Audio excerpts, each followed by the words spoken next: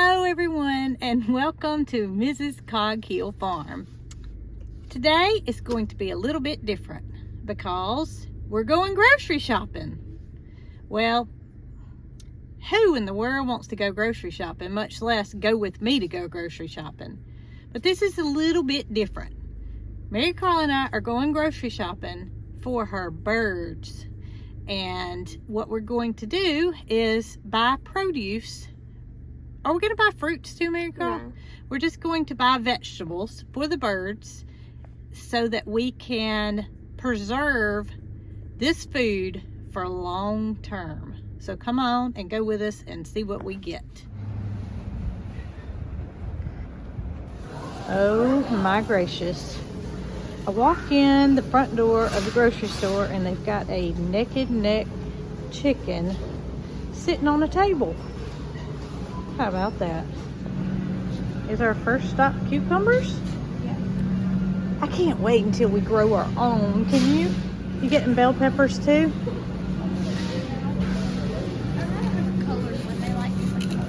All right, so first we're gonna go with cucumbers. How many are you thinking? Two cucumbers. All right, what's our second vegetable? Corn.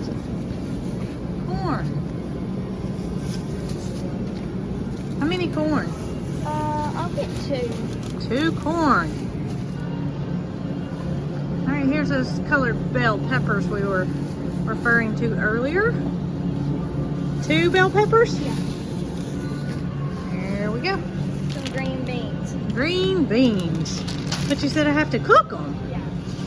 Well, You can cook them. you can cook them too. Uh-oh. The sprinklers are going off, but they obviously sense that we... Oh, here they are. All right, what else? Broccoli. We sometimes call Zert the broccoli boy because he tends to love broccoli. Is that enough? One little bundle? Okay. Need more bags.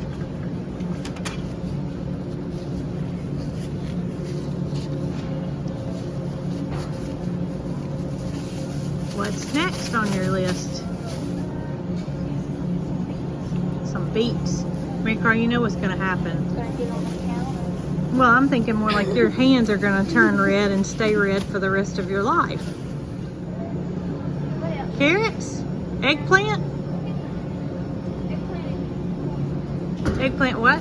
I like these because they're easy to grind. Oh, okay. up. So, We don't have to cut wait. them. What do you have? Carrots. How about some bok choy? I don't like how it's got such a big stem. Yeah, it is kind of big stem. And you said cabbage is not good for them either, right? Cabbage is okay as long as it's not. A lot of people say it's not something. So cabbage is okay in moderation, but you don't want to use it. Yeah, I'll do What's that? it. Parsley. Parsley. All right. Well, I don't. We got quite a selection here. Well, birds don't have taste, do they? Right, birds, they can't sense heat. They can't sense heat, so habaneros will be a good addition. And you like that because it has color, right?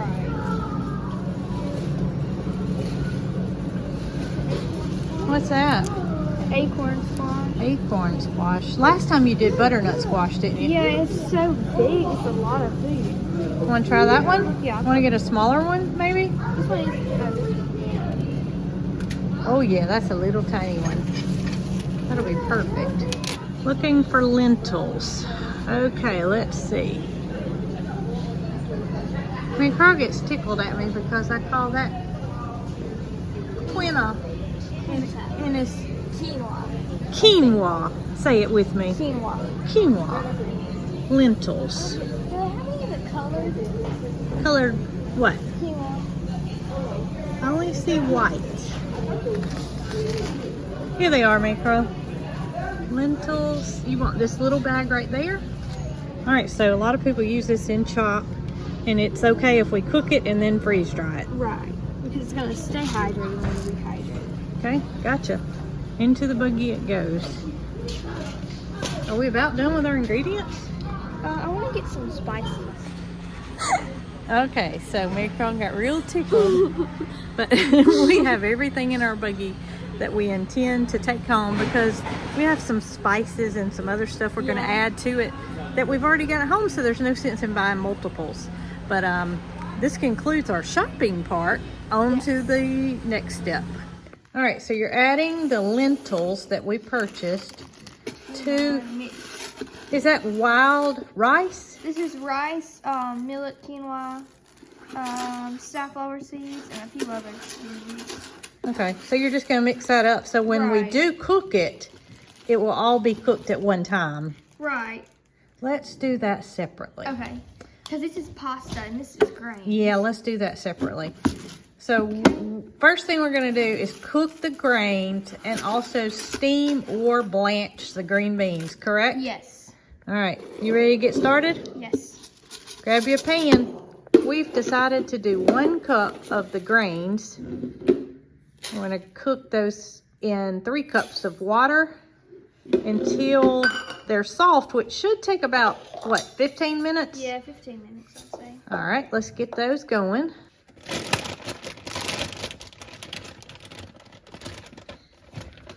So next is the green beans, and we're not gonna cook the entire bag because we don't want our birds to turn green. Is that about enough, you think? Yeah, this is about enough. Okay, so we'll just steam these until they're a little bit blanched, I guess you would say, and the color brightens. Not soggy. We don't want that. We just want it to where it's preserved so that we can, in turn, turn around and freeze dry it, and it'll be ready to go. All right, got the green beans going. So next is what?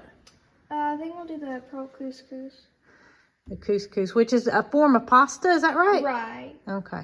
All right, so the next thing is our couscous. And what we do is we bring the water to a boil first, and then once it comes to a boil, we're going to add the little beads to it. All right, let's get that put on the stove, and we can have it cook at the same time. Okay. You want to go ahead and put that one on the back burner? Yeah. All right. All right, and that one I don't use. There we go. I don't use that one very often, so we'll let the water come to a boil, and then we'll add the little beads.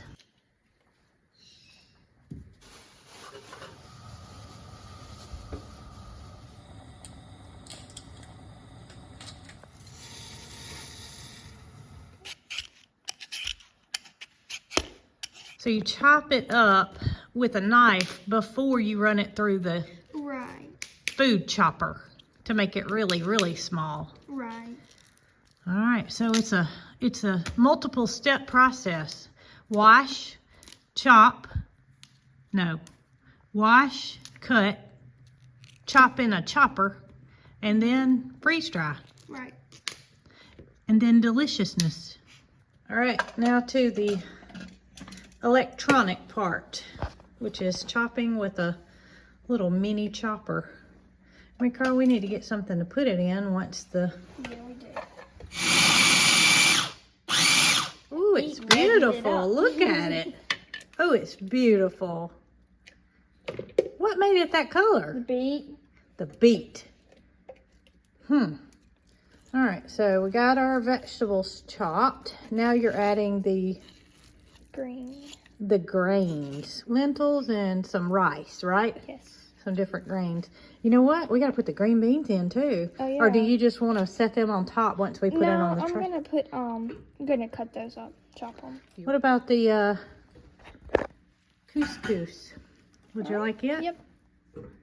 So what Marycarl's doing is she is distributing the chopped vegetables onto the Harvest Right stainless steel food trays, and when she gets this finished, it's a simple process of popping them in the freeze dryer and touching a button, and in about 24 hours she will have bird chop that can be used for months to come. Oh, it's beautiful, Marycarl. It's pretty. It looks really pretty. Now, how many times have we done this in the past? I don't know. I've got a whole stash of it, so I have some different types to switch up because they're not going to want this chop every single day, so I'll just like swap it around. Let's get a bag of what we've done before and show the difference. Okay, so here are some previous ones I've made, and this one is mainly leafy green. But you can see that this one had a lot of squash probably. This one had a lot more greens than anything. And this one had a lot of corn. I see some squash, broccoli, sweet potato. So yeah, everyone is different, and I kind of like to get several at one time so that I can actually switch them up. And all you do, and we will show this once we get this out of the freeze dryer, but all you do in the morning is come in and you take your little right. Oh goodness, little strainer. Little strainer, and I run the warm water through it because I think the warm water definitely makes it come together faster. Don't give it to your bird hot because that can really burn them. So you run the warm water over it, and it basically reconstitutes it back to the original state. Exactly. And it lasts forever. But if you are interested in a freeze dryer, they can be purchased through a link that I will provide on this video. And this is just one of many, many things that you can preserve. And Marycarl uses hers so frequently that she does not put it in a Mylar bag or anything like that. She simply puts it in a Ziploc bag. But if it was stored in the refrigerator, she would have about 4 or 5 days to have to use this up, and that's not possible. So with it being freeze dried, it can simply stay in the pantry. She can reconstitute it each morning and save herself a ton of time. All right, when I said it's as simple as mashing a button, that's what I mean. So you simply lock the door, and you can tell when it's locked, the handle goes upright. It says start, and it says customize. We're gonna mash start. And we're going to mash not frozen. If you pre-freeze your trays, then it does save time because it doesn't go through the initial process of freezing, which it's doing now. And you simply walk away. And depending on what you're freeze drying, it could take anywhere from 12 to 24 hours. It really just depends on the moisture content. But we will continue to check on this, and I'll try to monitor as to how long it has taken for this to freeze dry. All right, it's the next day. We're 14 hours in, and it's 18 degrees Fahrenheit. And you can see that the product is starting to dry out, which is what happens. All the water will be removed, and it'll be preserved for long-term storage. All right, so we're at 21 hours and 57 minutes. You can see it's heated up to 112 degrees, and it is still in the drying process. But this was a really, really wet batch of ingredients that we put in, so depending on the moisture level is dependent upon how long it actually runs. It's such an easy process. It simply tells you everything that you need to do right here on the directions. It tells you to remove the product from the door, which I did, from the dryer, and close the door. So once I mash continue, it's going to start defrosting the chamber. And it's just, I mean, it's so self-explanatory. It's just simply mashing whatever button that you need to do next. Okay, here is our completed project, and this is freeze-dried vegetables that Marycarl will use for her birds. Look how beautiful and vibrant the color is, and I guess that's from the beets, if I had to guess. You know, when we were making this, Marycarl's hands turned red, and it made a beautiful, beautiful finished product. The birds hopefully will not only think it tastes wonderful, but they'll think it looks pretty as well. Okay, so here's the final product. It made a Ziploc bag full. I'm not sure if I can seal it. I have to push it down a little. But it's a lot more than what you think it is, because once it's freeze-dried, it breaks down into this small quantity that you can easily store out of the way or save it for later use. If you're using the Mylar bags, they can last up to 25 years. So say you're a prepper and you want to save things for the future, excellent, excellent way to do it. If you want to use it next week, it's an excellent way to preserve it. So I hope that you enjoyed learning how to freeze dry vegetables. Today was for birds. We'll be doing some more in the future, but this is an easy way to make your food last long term.